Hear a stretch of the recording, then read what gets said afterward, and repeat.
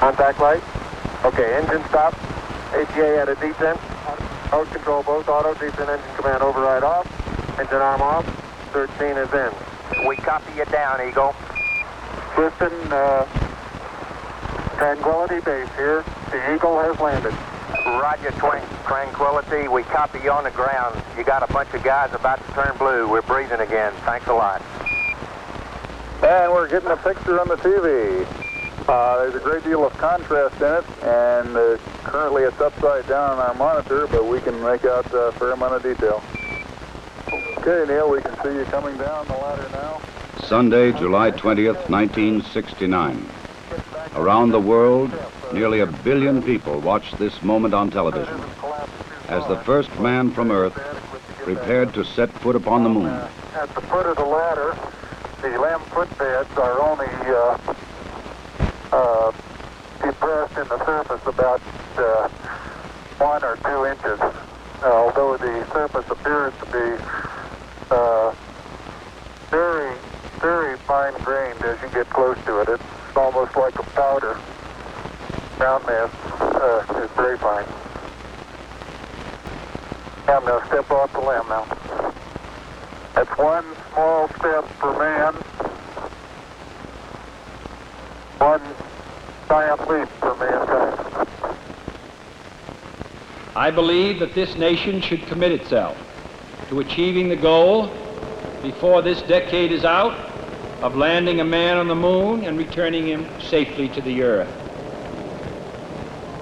All that we have accomplished in space, all that we may accomplish in days and years to come, we stand ready to share for the benefit of all mankind.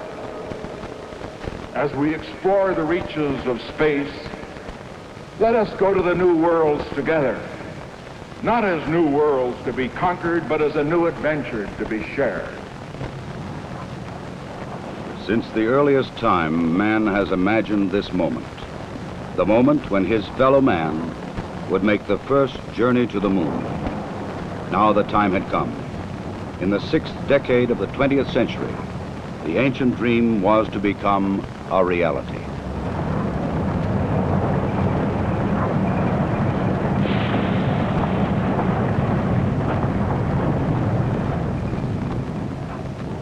The flight of Apollo 11 was the culmination of many years of planning, working, building, and testing. Thousands of people had contributed toward this day of accomplishment. The great Saturn V rocket and the complex Apollo spacecraft had been assembled together and moved to the launch pad. The equipment and techniques and personnel had been proved in earlier missions, and now they were ready. The astronauts chosen for this mission had flown it many times in ground-based simulators. They had all been in space before. They had trained carefully and well, and now they too were ready.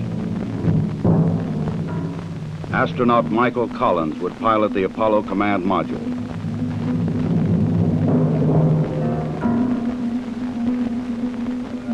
Astronaut Edwin Aldrin, Jr. would pilot the lunar module.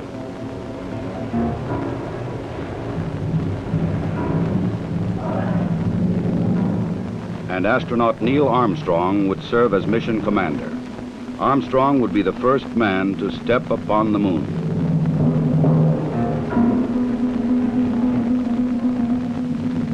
July 16th, the day had come.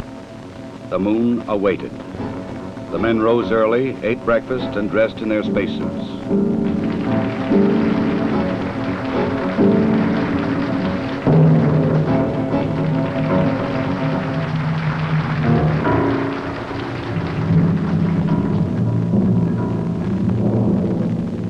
Other astronauts had made this journey to the launch pad, but never with such anticipation.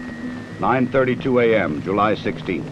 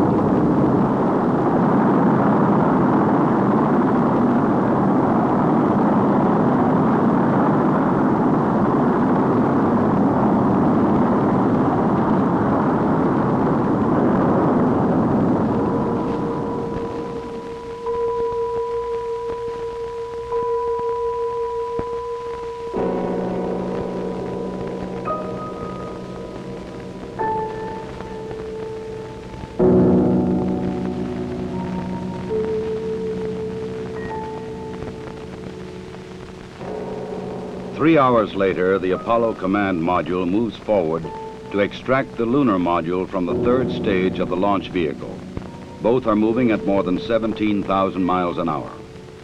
Docked together, they will sail 250,000 miles across the sea of space and into orbit around the Earth's nearest neighbor. Oh, loud and clear now, Mike, and we understand that you are docked.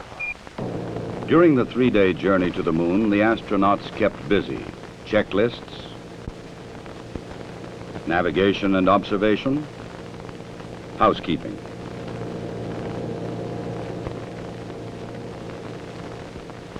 They must work in a weightless environment, keeping their spacecraft and themselves in good condition. Data must be collected and reported.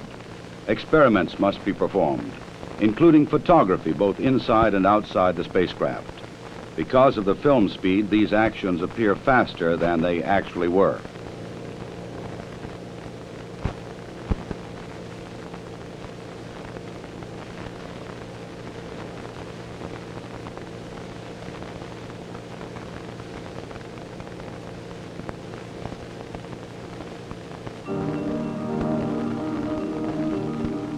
July 19th.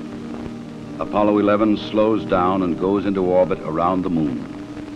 The bright blue planet of Earth now lies 238,000 miles beyond the lunar horizon. Astronauts Armstrong and Aldrin, now in the lunar module, separate from the command module.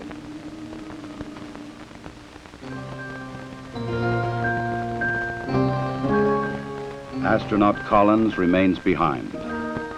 Preparation for the lunar module descent to the moon now begins.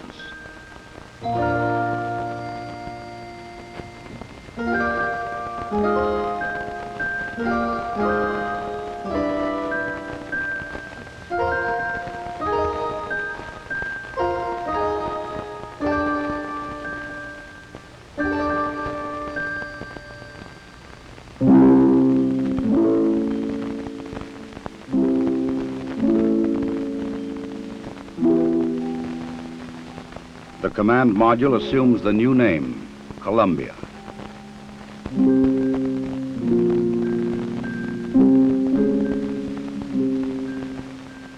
The lunar module will be called the Eagle. From Columbia, Michael Collins' camera sees bright rays of the sun reflecting patterns of color from the surface of the Eagle. In this strange metallic bird rides the ancient and endless dream of all mankind. The command pilot can see detail which his camera cannot record. The 4 landing pads of the lunar module are fully extended and locked in place. The Eagle is poised and prepared for its descent to the lunar surface.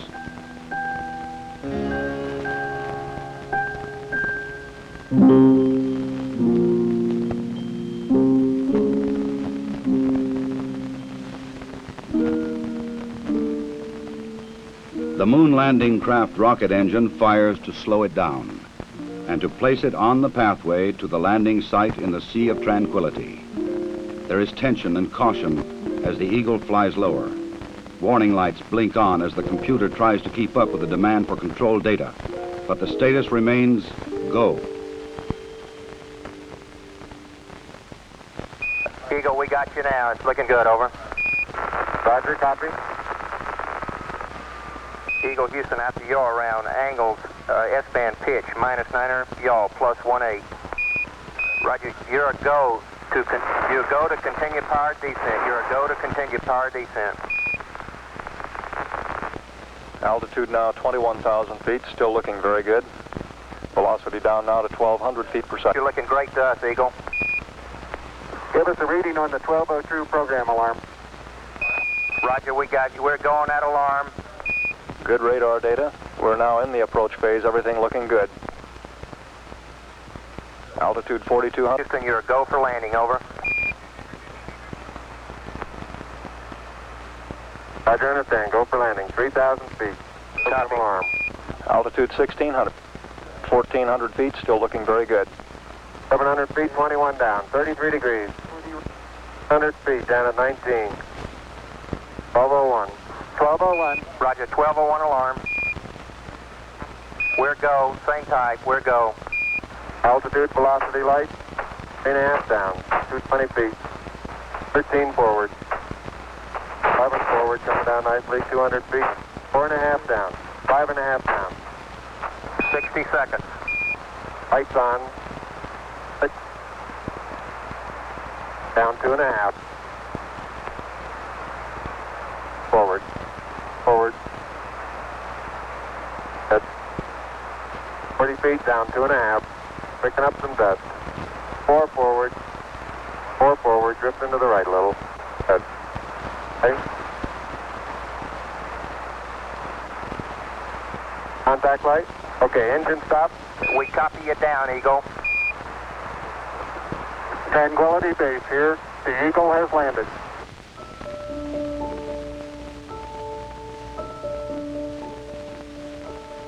Through the window of the Eagle, Armstrong and Aldrin see what no human eyes have ever seen before. Their spacecraft casts a long shadow across the undisturbed dust of centuries.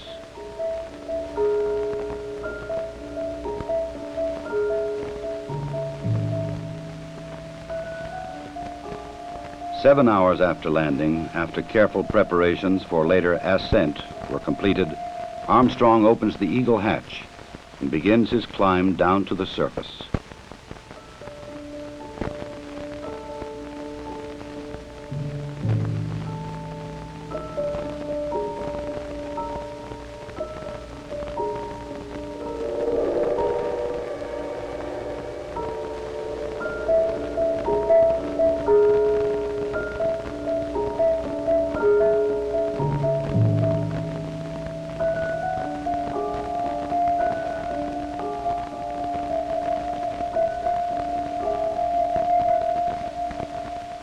The first footsteps on this strange new world must be taken cautiously. The moon has only 1/6 the gravity of Earth. The nature of its surface was still unknown. I'm going to step off the limb now. That's one small step for man, one giant leap for mankind.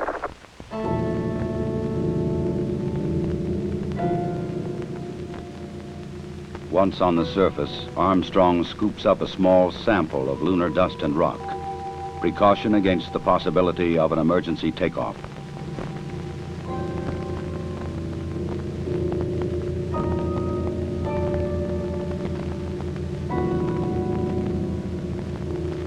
According to plan, astronaut Aldrin now descends from the Eagle. He and his equipment would weigh 383 pounds on Earth. Here, they weigh about 66 pounds.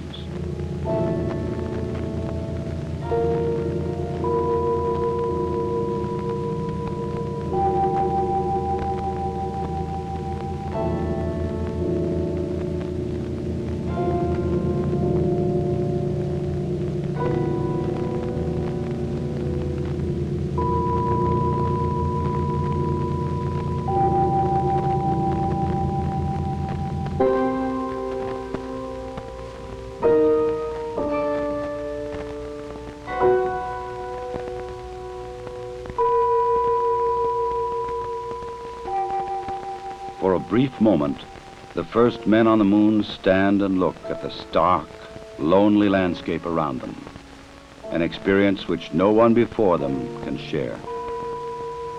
But there is much to be done in the limited time which they can stay on this airless, cloudless satellite of Earth. This sheet of metal foil traps and holds particles from the sun, the so-called solar wind, or barrage of solar energy, which constantly strikes the moon's surface. Results of this experiment will be taken back to Earth to reveal new secrets to anxious scientists.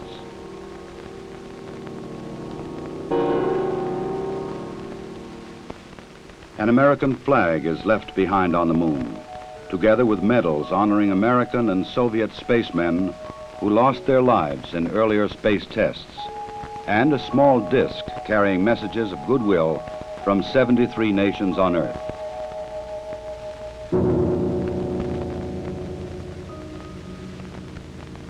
A plaque on the lunar module reads, Here, men from the planet Earth first set foot upon the moon, July 1969 AD.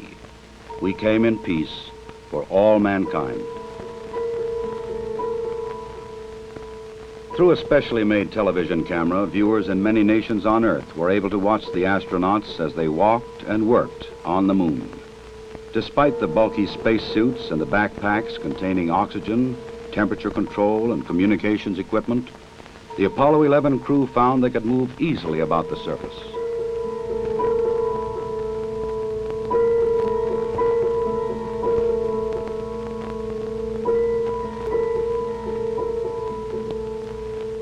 Because there is no wind or rain on the moon, these footprints will remain for centuries.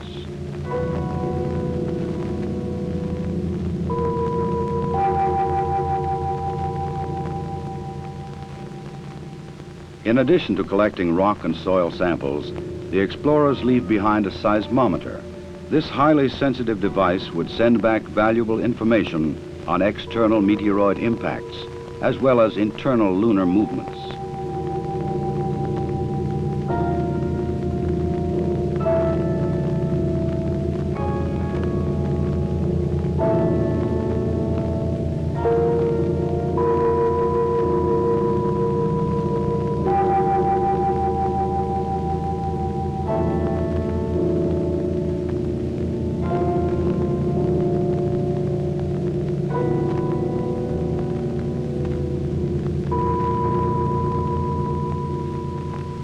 A 100-prism laser reflector would help man to measure the exact distance from Earth to Moon to an accuracy of 6 inches.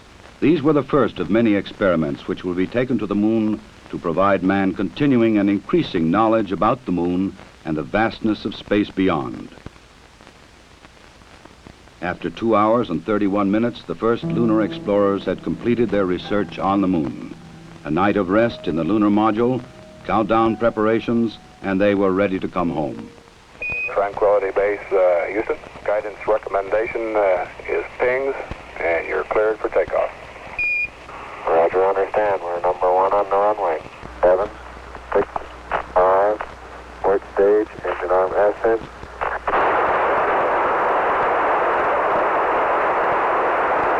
Shadow, beautiful. Very smooth. Very quiet ride. There's that one crater on there.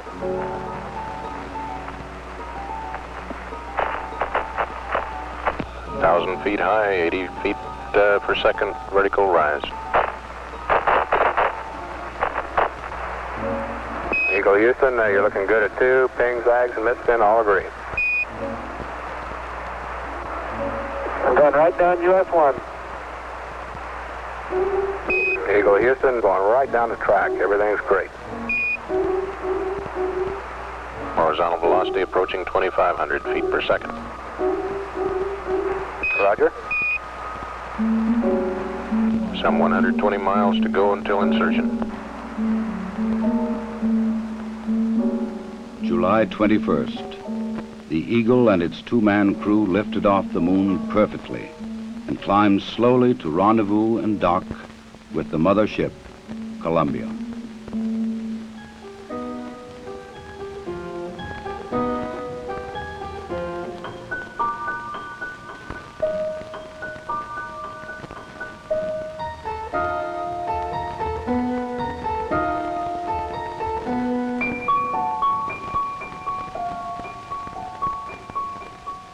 While Armstrong and Aldrin explored the Moon, astronaut Collins had kept a long and lonely vigil in the Columbia. The approaching Eagle was a welcome sight.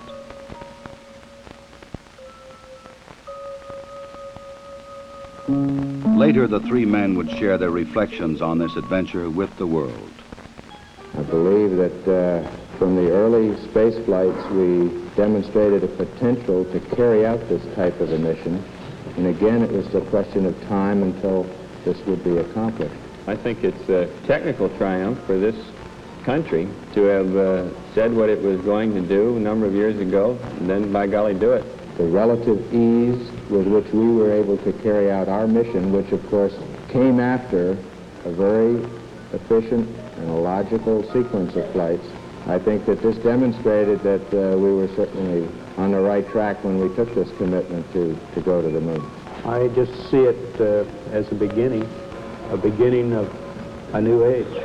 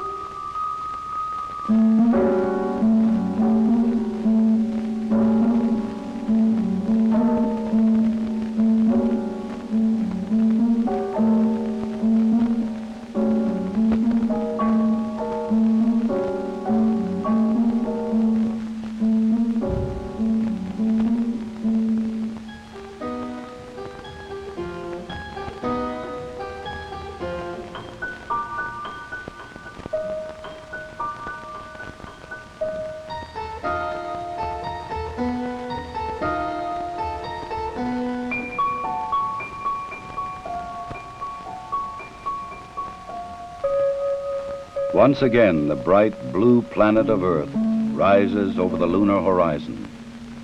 For those who had witnessed man's landing in the Sea of Tranquility, the moon would never again appear quite the same.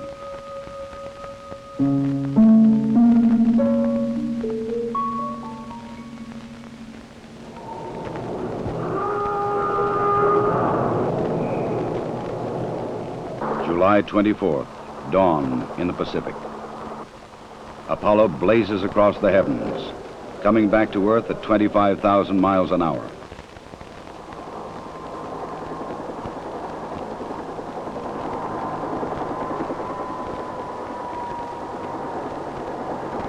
President Richard Nixon, who had talked with the astronauts by telephone while they were on the moon, was waiting aboard the recovery carrier to welcome the returning voyagers.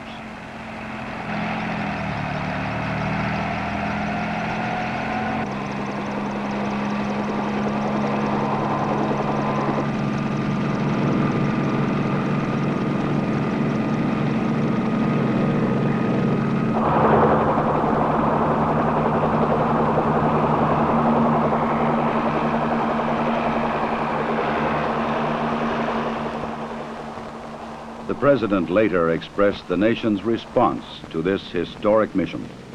Some way, when those two Americans stepped on the moon, the people of this world were brought closer together. That it is that spirit, the spirit of Apollo, that America can now help to bring to our relations with other nations. The spirit of Apollo transcends geographical barriers and political differences. It can bring the people of the world together in peace. To protect against any possible lunar contamination, the astronauts put on airtight special garments before coming aboard the rescue ship.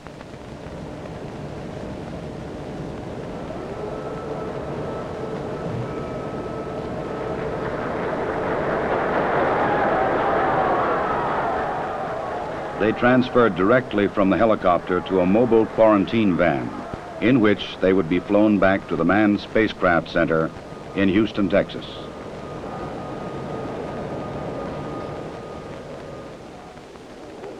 July 27th. The journey was ended. They were home again.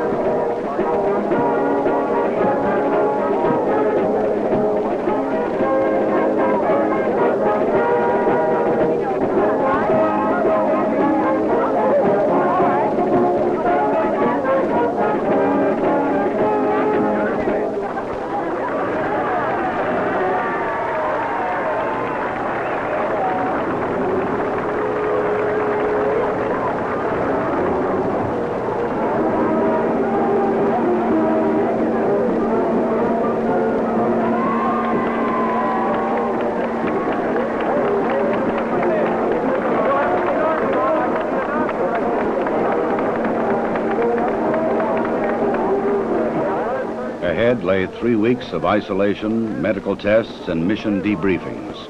Then visits to major cities of America and abroad. The details of their unique mission would be relived and remembered so that others might learn what they had learned, and that future travelers in space might build upon their experience.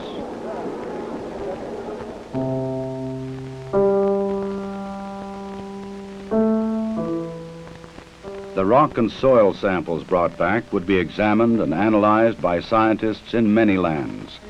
They would reveal new insights into the origin and the age and the composition of the moon, and perhaps new knowledge of the Earth as well.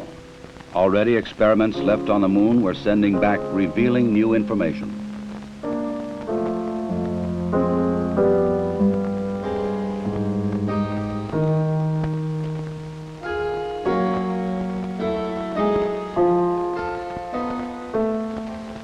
The mission was successfully completed.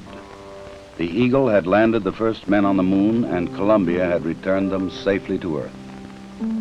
Wherever man journeys tomorrow across the ocean of our universe, history will remind him that Apollo 11 was mankind's first encounter with a new world.